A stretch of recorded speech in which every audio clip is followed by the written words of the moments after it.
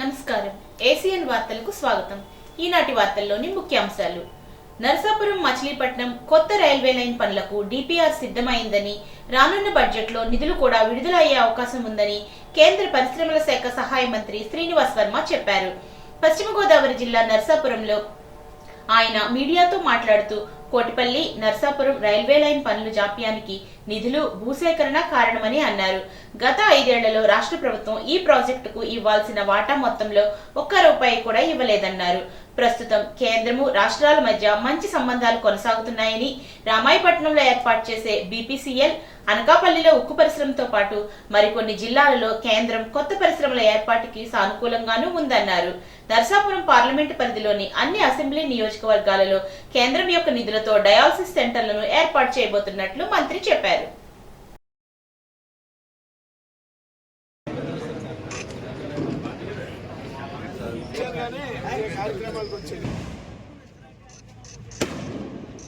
Sir ఒకసారి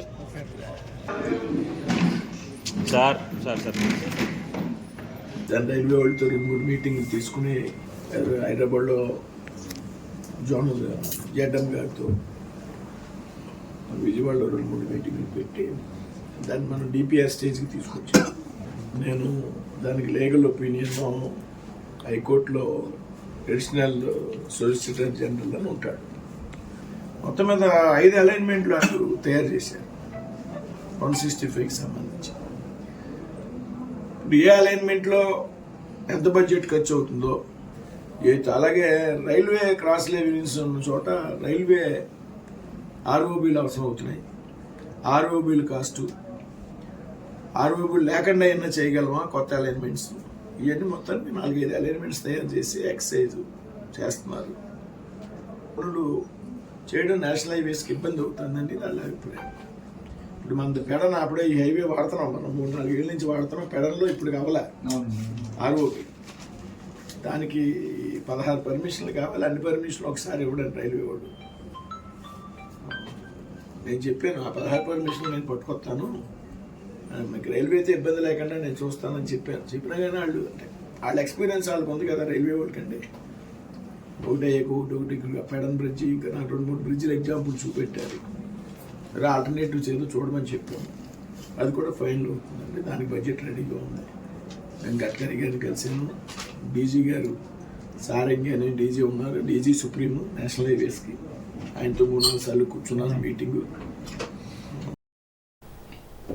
Mangalagiri Telugu Desam party జాతీయ కార్యాలయం నందు ప్రజా సమస్యల పరిష్కార వేదిక కార్యక్రమం నిర్వహించారు. ఈ కార్యక్రమంలో తణుకు శాసనసభ్యుడు ఆర్మిల్లి రాధాకృష్ణ, మాజీ MP, polit bureau member Kambampati Rammohan Rao తదితరులు పాల్గొన్నారు. ఈ సందర్భంగా బాధితుల వివరాలు, వారి సమస్యలు అడిగి తెలుసుకుని కొన్నింటికి అధికారుల ద్వారా పరిష్కారాన్ని చూపించారు. గత 5 ఏళ్లలో వైసీపీ పాలనలో రాష్ట్రంలో అన్ని వ్యవస్థలు సర్వనాశనం అయ్యాయని, కూటమి ప్రభుత్వం అధికారంలోకి వచ్చిన 6 మాసాల్లోనే రాష్ట్రంలో రోడ్ల అభివృద్ధికి నిధులు మంజూరు చేశారని, ప్రతి నెల పెన్షన్ను 1వ తేదీకి, కొన్నిసార్లు 1వ తేదీకి ముందుగానే లబ్ధిదారులకు అందించడం జరుగుతుందని చెప్పారు. అటు సంక్షేమం, ఇటు అభివృద్ధిని సమన్వయం చేస్తూ కూటమి ప్రభుత్వం రాష్ట్ర ప్రజల మన్ననలు పొందుతుందని అన్నారు. అనంతరం ప్రజల సమస్యలు అడిగి తెలుసుకుని వారి వినతులు స్వీకరించి వాటి పరిష్కారానికి కృషి చేస్తామని భరోసా కల్పించారు. అత్తిలి తహసీల్దార్ కార్యాలయంలో ప్రజా విజ్ఞప్తుల పరిష్కారంపై సమావేశం తహసీల్దార్ దశక వంశీ నిర్వహించారు. వివిధ శాఖల అధికారులు సమావేశంలో పాల్గొని నివేదికలను సమర్పించారు. విస్తరణాధికారి శ్రీనివాసరావు తదితరులు ఈ కార్యక్రమంలో పాల్గొన్నారు. క్యాన్సర్ సర్వే కార్యక్రమంలో ఆరోగ్య సిబ్బంది ప్రతి కుటుంబాన్ని సందర్శించి వివరాలు నమోదు చేయాలని జిల్లా డిపిఎంఓ డాక్టర్ ధనలక్ష్మి అన్నారు. గురువారం అత్తిలి ప్రాథమిక ఆరోగ్య కేంద్రాన్ని ఆమె సందర్శించారు. పిహెచ్సి ద్వారా అమలు చేస్తున్న వివిధ ఆరోగ్య కార్యక్రమాలను ఆమె వైద్యాధికారిని అడిగి తెలుసుకున్నారు. ఆసుపత్రిలో జరుగుతున్న ప్రసవాలు, కుటుంబ నియంత్రణ ఆపరేషన్ల గురించి ఆరా తీశారు. ఆరోగ్య కేంద్రంలో గల పలు రిజిస్టర్లను ఆమె తనిఖీ చేశారు. కార్యక్రమంలో పిహెచ్సి వైద్యాధికారి doctor K Nagaraju, MPHA JS Ganiraju పాల్గొన్నారు. విద్యార్థుల్లో దాగి ఉన్న నైపుణ్యాలను వెలికి తీయడానికి సైన్స్ ఫెయిర్లు దోహదపడతాయని మండల విద్యాశాఖాధికారి 2 MVLK ప్రసాద్ అన్నారు. గురువారం అత్తిలి జెడ్పీ బాలికల ఉన్నత పాఠశాలలో మండల స్థాయి సైన్స్ ఫెయిర్ ను నిర్వహించారు. ఈ పోటీలలో మండలంలో గల ఉన్నత ప్రాథమికోన్నత పాఠశాలల నుండి 38 మంది విద్యార్థుల ప్రాజెక్టులు 2 ఉపాధ్యాయ ప్రాజెక్టులను ప్రదర్శించారు. విద్యార్థులు ప్రదర్శించిన ప్రదర్శనలో 2 ప్రాజెక్టులను ఉత్తమ ప్రాజెక్టులుగా ఎంపిక చేశారు. వ్యక్తిగత పోటీలలో అత్తిలి జడ్పీ బాలికల ఉన్నత పాఠశాలకు చెందిన విద్యార్థిని టి లోదర్ బ్లెస్సీ రూపొందించిన శాటిలైట్ కమ్యూనికేషన్ ప్రాజెక్టులో శాటిలైట్ నుండి సిగ్నల్స్ ఎలా వస్తాయో తెలిపే ప్రదర్శన, గ్రూప్ విభాగంలో అత్తిలి ప్రభుత్వ బాలుర ఉన్నత పాఠశాల విద్యార్థులు బి ఆశప్రాజు, ఎన్ సుకుమార్, డి హర్షనాయుడు రూపొందించిన మనం వాడే ప్లాస్టిక్ వ్యర్థాలను మండించి దాని నుండి వచ్చే గ్యాస్ ను కండెన్సేషన్ చేసి ద్రవ రూపంలో మార్చి తద్వారా ఇంధనంగా ఉపయోగించే వర్కింగ్ మోడల్ ను ప్రదర్శించే ఈ ప్రదర్శనలు జిల్లా స్థాయి పోటీలకు ఎంపికైందని ఎంఈఓ ప్రసాద్ తెలిపారు. ఈ కార్యక్రమంలో బాలికల ఉన్నత పాఠశాల ప్రధానోపాధ్యాయుని జి విజయలక్ష్మి తదితరులు పాల్గొన్నారు. తణుకు ఎమ్మెల్యే ఆరిమిల్లి రాధాకృష్ణ పశువధ కర్మాగారం నుంచి అందిన డబ్బుకు దాసోహం అవడంతోనే తేతల్లో లేహ్యం ఫుడ్ ప్రొడక్ట్స్ సంస్థ అక్రమంగా పశువధ నిర్వహిస్తుందని మాజీ మంత్రి కారుమూరి వెంకట నాగేశ్వరరావు అన్నారు. తణుకు వైఎస్ఆర్సీపీ కార్యాలయంలో గురువారం నిర్వహించిన విలేకరుల సమావేశంలో ఆయన మాట్లాడారు. డబ్బుకు లొంగిపోయి ఓట్లేసి గెలిపించుకున్న మహిళలను రోడ్లపై కూర్చోబెట్టి వారి జీవనాన్ని హరించారని విమర్శించారు. 2014 నుండి 19 లోపు ఫ్యాక్టరీ నిర్మాణానికి అనుమతులు, సివిల్ పనులు, సాంకేతిక సామర్థ్యాన్ని ఏర్పాటు చేసుకున్నారని, ప్రస్తుత ప్రభుత్వం ఫ్యాక్టరీ ద్వారా వ్యాపారాన్ని పెంచాలని, తద్వారా రెవెన్యూ ప్రభుత్వానికి వస్తుందని, ఉపాధి పెరుగుతుందని తీవ్రమైన ఒత్తిడి చేస్తున్నట్లు మీ కన్సర్నల్లోనే నడుస్తుందని ఫ్యాక్టరీ జనరల్ మేనేజర్ స్వయంగా విలేకరుల సమావేశంలో అన్నారు కదా అని నిలదీశారు. మేము ఇళ్లలో ఉండి శ్వాస తీసుకోలేకపోతున్నామని, పిల్లలు అనారోగ్యాల పాలవుతున్నారని, మహిళలు సైతం రోడ్డెక్కిన డబ్బుకు లొంగిపోయి వారిని మనుషుల్లా కూడా చూడడం లేదని దుయ్యబట్టారు. లేహ్యం ఫుడ్ ప్రొడక్ట్స్ లిమిటెడ్ చూపిస్తున్న అనుమతులన్నీ అక్రమమని, ఒక్కటి కూడా సక్రమం కాదని గోసేవా సమితి సభ్యులు కొండ్రెడ్డి శ్రీనివాస్ అన్నారు. పశువధశాలకు సంబంధించి వ్యాపారం పెంచమని ప్రస్తుత ప్రభుత్వం ఒత్తిడి చేస్తున్నట్లుగా సంస్థ జీఎం నేరుగా చెప్పారని, బాధితులకు విషయం పూర్తిగా అర్థమైందని అన్నారు.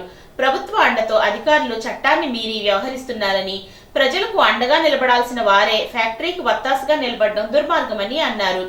తణుకు తహసీల్దార్ రూరల్ సిఐ వ్యవహారం కూడా అనుమానాస్పదంగా ఉందని దుయ్యబట్టారు. ప్రైవేట్ స్థలంలో వేసుకున్న నిరసన శిబిరం, టెంట్లు ఇష్టానుసారంగా తొలగించడమే కాకుండా సామాగ్రిని కూడా స్వాధీనం చేసుకోవడం చట్ట వ్యతిరేకం అన్నారు. ఇందుకు సహకరించిన అధికారులపై కూడా కేసులు పెడుతున్నట్లు వివరించారు. పశువధశాల ప్రాంత బాధిత మహిళలు మాట్లాడుతూ ఫ్యాక్టరీలో పశువధ చేసిన వెంటనే విపరీతమైన దుర్వాసన వస్తుందని, ఆ వాసన పీలిస్తే ప్రాణం పోతున్నట్లుగా ఉంటుందని అన్నారు. గత 5 ఏళ్ల కాలంలో ఎప్పుడూ కూడా ఈ వాసన రాలేదని, 2 నెలలుగా దుర్వాసన మొదలైన వెంటనే మేము ఇళ్ల నుంచి బయటకు వచ్చి ఆందోళన చేపట్టామని అన్నారు.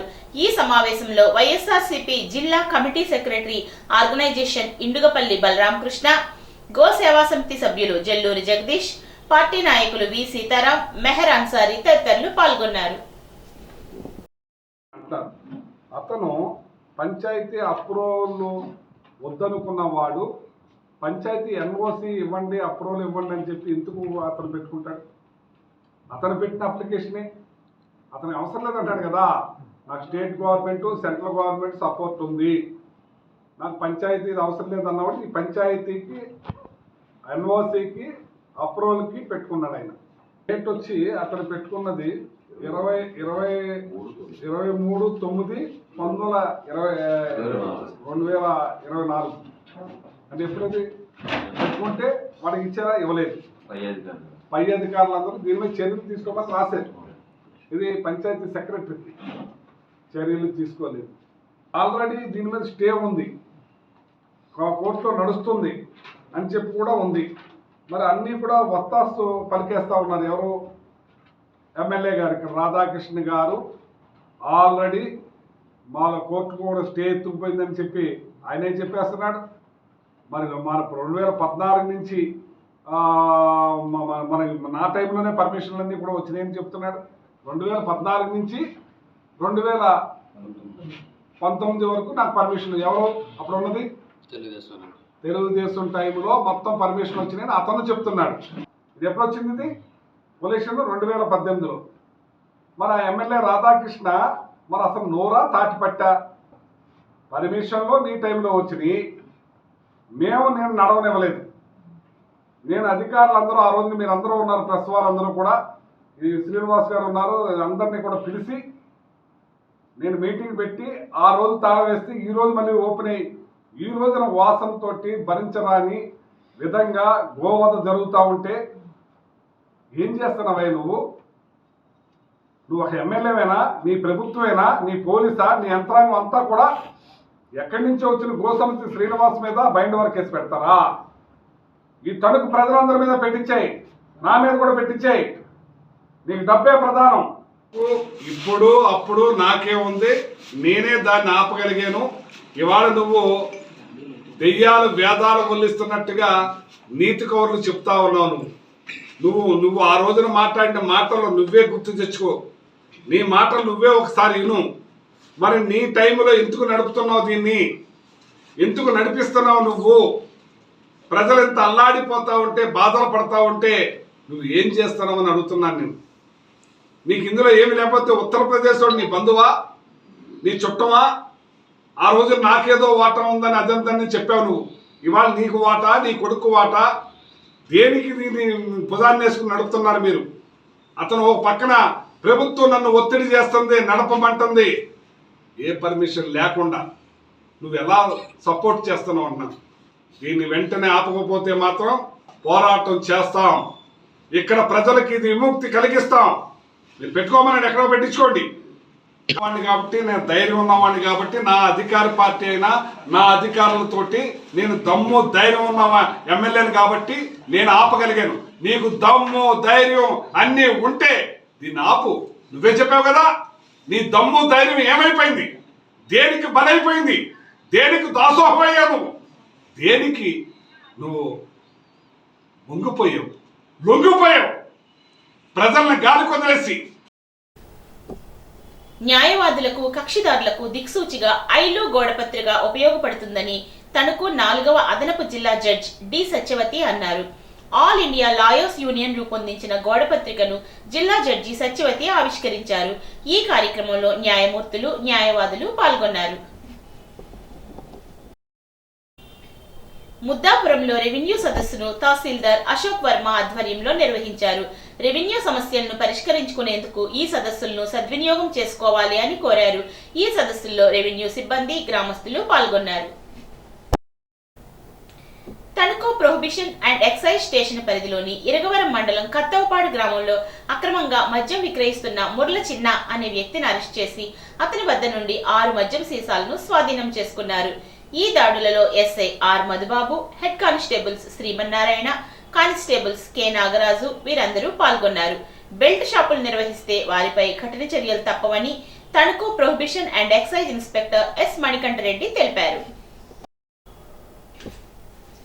పోడూరు ప్రభుత్వ పాఠశాలల్లో మౌలిక సదుపాయాలు, విద్యా బోధన మెరుగుపరచాలని మాజీ మంత్రి ఆచంట ఎమ్మెల్యే పీతాని సత్యనారాయణ ఆదేశించారు.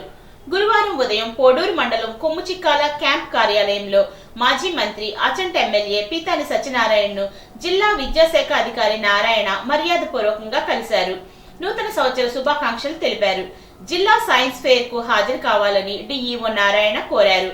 ప్రభుత్వ పాఠశాలలో చదివే విద్యార్థులు కార్పొరేట్ విద్యార్థులకు దీటుగా ఉత్తీర్ణత సాధించే దిశగా విద్యాశాఖ ప్రణాళికాబద్ధంగా తర్ఫీదు ఇవ్వాలి అన్నారు. ప్రభుత్వ పాఠశాలల్లో మౌలిక సదుపాయాలు కల్పన చేయాలని మాజీ మంత్రి ఆచంట ఎమ్మెల్యే పీతాని సత్యనారాయణ అధికారులను కోరారు. ఈ కార్యక్రమంలో Penumantra MEO 1 Y Lakshminarayana, educational and senior assistant P Kumaraswamy, Achanta, Poduru, Penugonda మండల విద్యాశాఖ అధికారులు పాల్గొన్నారు. పెనుమంట్ర మండలం వెలగలవారిపాలెంలో 43 లక్షల వ్యయంతో నిర్వహించిన సచివాలయ భవనాన్ని ఆచంట ఎమ్మెల్యే పీతాని సత్యనారాయణ ప్రారంభించారు. అనంతరం జరిగిన సభలో ఆయన మాట్లాడుతూ అందమైన అమరావతి రాజధానిని ఇతర నగరాలకు దీటుగా సుందర నగరంగా నిర్మించేందుకు 45,000 కోట్లతో ముఖ్యమంత్రి చంద్రబాబు సిద్ధంగా ఉన్నారని అన్నారు. గత ప్రభుత్వంలో పోలవరం ప్రాజెక్టును నత్తనడకన సాగించిన జగన్మోహన్ రెడ్డి పోలవరం పనులను ఆలస్యం చేశారని ఆరోపించారు. పోలవరం ప్రాజెక్టు 2027 నాటికి డయాఫ్రామ్ వాల్, కాఫర్ డ్యాం నిర్మాణం చేసి జాతికి అంకితం చేసేందుకు ముఖ్యమంత్రి కృత నిశ్చయంతో ఉన్నారని అన్నారు. సంక్షేమమే ధ్యేయంగా పనిచేసిన వైకాపా ప్రభుత్వం అభివృద్ధిని విస్మరించిందని ఆరోపించారు. కూటమి ప్రభుత్వానికి అభివృద్ధి సంక్షేమం రెండు కళ్ళని, అప్పుల కుప్పలో రాష్ట్రాన్ని నెట్టి పాత బకాయిలు సైతం చెల్లించకుండా 72,000 కోట్లు బాకీ పెట్టారని వైసీపీ ప్రభుత్వాన్ని ఆయన ఎద్దేవా చేశారు.